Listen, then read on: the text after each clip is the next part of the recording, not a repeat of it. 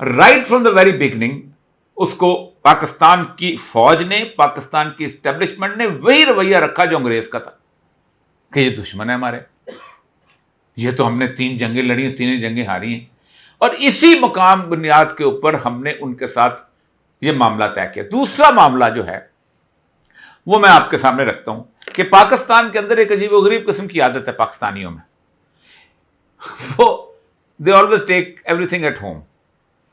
میں ایران میں تھا تو میں بارڈر پہ کراس کرنا تھا، تو میرا جو تحصیلدار، کسی میٹنگ میں گیا ہوا تھا، تحصیلدار اور باقی لوگ جو تھے وہ بارڈر لے، تو انہوں نے ایران کی باؤنڈری کے اندر جا کے نا کوئی آدھا کلومیٹر تو گاڑیاں کھڑی کر دیں۔ تو مجھے جو استندار جو گورنر چھوڑنے آیا تھا اس نے کہا ان کو بالکل تمیز ہی نہیں ہے کہ سرحد کیا ہوتی ہے۔ چاغی میں تھا تو اے این ایف کے کرنل اور تقریباً کوئی 36 لوگ تھے، وہ ایک اپنا کرنے کے کیشو پکڑنے کے لیے گئے نارکوٹکس کا، تو براپچا کا علاقہ تھا، سامنے انہوں نے دیکھا کہ وہ گاؤں ہے ہیلمند کا لشکرگاہ کے ساتھ، تو انہوں نے کہا یہاں بھی ہم چھاپا مارتے ہیں۔ وہ میرے بندوں نے کہا خدا خوف کرے، وہ افغانستان کا علاقہ ہے، مسئلہ ہے، انہیں نہیں ابھی مار کے آتے ہیں اور بھی چیزیں میں اندر گئے، انہیں طالبان نے پکڑ لیا، ایک کرنل ایک کیپٹن، اور میں جا کے ملا عمر سے جا کے قندھار سے واپس لے کے آیا۔ تو یہ جو رویہ ہے ہمارا کہ نہیں وہ ہم بڑی چیز ہیں، ہم جیسے اکبر بگٹی اور یہ لوگ یہی کہتے تھے کہ پنجاب کا مسئلہ پتہ کیا ہے کہ پنجاب اپنے آپ کو ماما سمجھتا ہے، ہم تمہیں سرداروں سے نجات دلائیں گے، ہم تمہیں ظلم سے نجات، او بھائی ہم نے کبھی کہا ہے ہم تمہیں لغاریوں سے نجات دلائیں گے؟ ہم نے کبھی کہا ہے تمہیں چودھریوں سے نجات دلائیں گے؟ تو اس ایک تو یہ رویہ جو ہے پاکستان کا شروع دن سے رہا ہے۔ آج بھی آپ دیکھیں 20 سال آپ نے ان کے خلاف جنگ لڑی اور پھر کہتے ہیں احسان فراموش، میں سچی بات کر رہا ہوں۔ تو اس کے بعد ہوا یہ کہ اب 2-3 چیزوں پر اعتراض کیا جاتا ہے۔ ایک تو یہ کیا جاتا ہے کہ ان کی سرحد استعمال ہو رہی ہے۔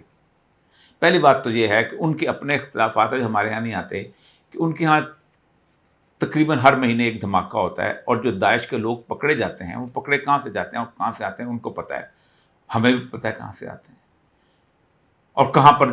جو ٹی ٹی پی ہماری دشمن ہے، جو داعش ہماری دشمن ہے، وہ داعش طالبان کی بھی دشمن ہے، لیکن ہم ان کے ساتھ بیٹھیں گے نہیں کیونکہ امریکہ چاہتا ہے کہ ہم نہیں بیٹھیں۔ دوسرا کہا جاتا ہے جو مزدار بات کہ ٹرانزٹ ٹریڈ جو ہے وہ ہمارے، یہ پاکستان کے جو بددیانت قسم کا میں 3 دفعہ کہتا ہوں بددیانت قسم کا کاروباری طبقہ ہے، انہوں نے ٹرک کی بتی کے پیچھے لگایا ان لوگوں کو۔ پہلا انہوں نے کہا ہے کہ جی آج سے نہیں، میں 1990 سنتا آ رہا ہوں کہ تیل جو ہے نا، اب ایران کا تیل سمگل ہوتا ہے، اس کی وجہ سے ہمارے ہاں مسئلہ بنتا ہے۔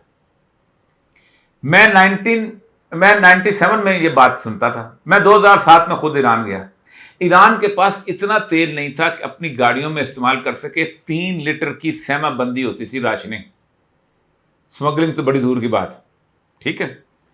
پھر وہاں پر بارڈر کے بلوچوں کے لیے انہوں نے 4 پیٹرول پمپ لگائے ہوئے تھے، وہ بلوچ بیچارہ ایک گدا گاڑی لے کے جاتا تھا، ایک وہ بھرتا تھا ٹینکی پہ 2-4 ٹینکیوں سے ایک ٹینک بھرتا تھا، دن کے اندر 2 یا 3 ٹینک بھرے جاتے تھے، جس سے آگے اسمگلنگ ہوتی تھی۔ اس میں آدھا ملیشیا لے جاتا تھا، آدھا وہ کسٹم والے لے جاتے تھے، تو کرا کے وہ بیچارہ پیٹرول بیچتا تھا۔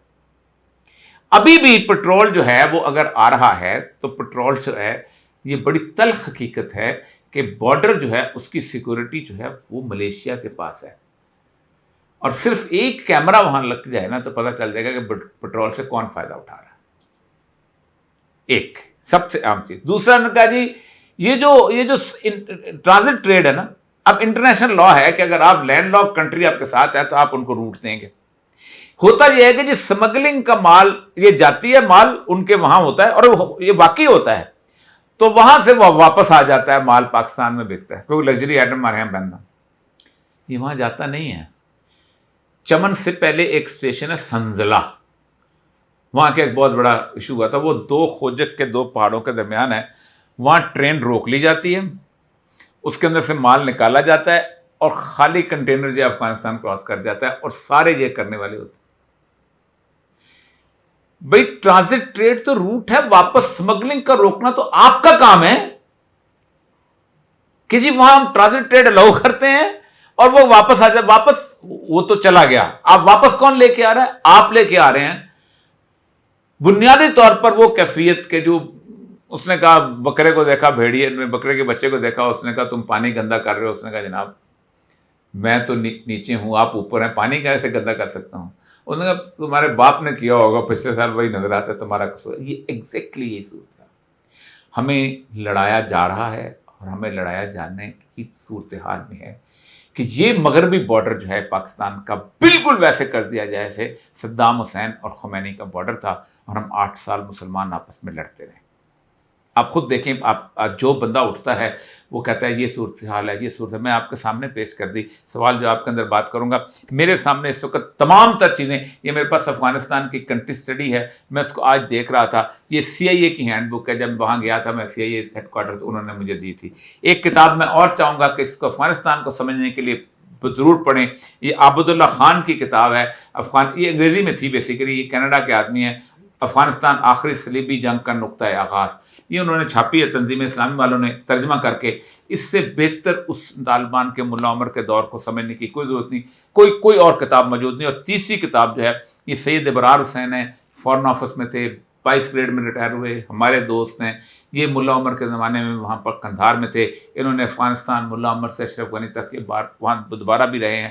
میں کوشش بھی کروں گا کہ ان کا انٹرویو بھی کیا جائے. یہ تینوں کتابوں کو اگر آپ سمجھ لیتے ہیں، پڑھ لیتے ہیں، تو آپ کو اندازہ ہو جائے گا کہ افغانوں سے لڑائی لڑنے کا مقصد بنیادی طور پر صرف یہ ہے کہ اس خطے میں ہندوستان کو ہیجمنی دی جائے، اور ہندوستان نہیں بلکہ عالمی فورسز کو موقع دیا جائے کہ پاکستان جو ہے اس کو فرجائل رکھا جائے. ورنہ آپ سوچیں کہ افغانستان وہ واحد ملک ہے جس نے آپ کو اس وقت الاؤ کیا ہوا ہے کہ آپ اس کی کرنسی میں اپنا ٹریڈ کر سکتے ہیں. ایک اور بڑی مزدار بات بتاؤں، کہتے ہیں جی پاکستان سے افغانستان ڈالر سمگل ہو رہا ہے.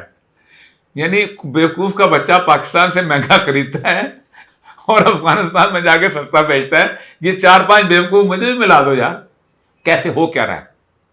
بڑی تلخ بات بتا رہا ہوں میں. پاکستان کا جو باہر رہنے والا اس وقت نوجوان ہے وہ پاکستان کو براہ راست پیسہ نہیں بھیج رہا. 39 to 40 آپ کی تھی اپنا ایسٹیمیٹ کہ اتنی فارن ریمیٹنسز آئیں گی، ٹھیک، وہ آپ کی 27 سے 28 آئی ہیں. یہ 8 یا 9 ہیں. یہ کیا ہوتا ہے؟ ہنڈی کے ذریعے آتی ہیں. وہ ہنڈی کیا ہوتا ہے؟ پیسہ جہاں رہ جاتا ہے باقی ڈالر افغانستان میں رک جاتا ہے، کیونکہ افغانستان میں ڈالر مہنگا ہے. وہاں ان کو ضرورت ہے، یہاں ضرورت نہیں، یہاں تو نوٹ چھاپ رہے ہیں. تو کیونکہ وایا اس میں آ رہا ہے. آپ ووٹ کا حق ان کو نہیں دیتے، ان کے جذبات کے خلاف ان کے لیڈر کو قید کرتے ہو، ان کی چیزیں سنتے نہیں ہو، آپ کے اوپر ان کا اعتماد ختم ہو چکا. میں دبئی میں تھا پچھلے دنوں، میں ٹیکسی ڈرائیور مجھے ملا، ایک نہیں کئی ملے. انہوں نے کہا سر میں ٹیکسی ڈرائیور ہوں لیکن مجھے پتا ہے پاکستان میں جو ہو رہا ہے، میں پاکستان کی حکومت کو پیسہ نہیں بھیجوں گا، میں ہنڈی سے بھیجوں گا، میں براہ راست نہیں بھیجوں گا. یہ نفرت آپ نے پیدا کی، کیوں، کیسے پیدا کی؟ یہ ہے پوری افغان سچویشن، جس کے اوپر مجھے لگتا یہ ہے کہ ڈونلڈ بلوم صاحب گوادر سے لے کے اوپر تک گھوم گئے ہیں. وائسرائے صاحب، اب پاکستان خدا نہ خواستہ، اللہ نہ کرے کسی وقت اس جنگ کا شکار ہو گیا تو بڑی خوفناک صورتحال ہے.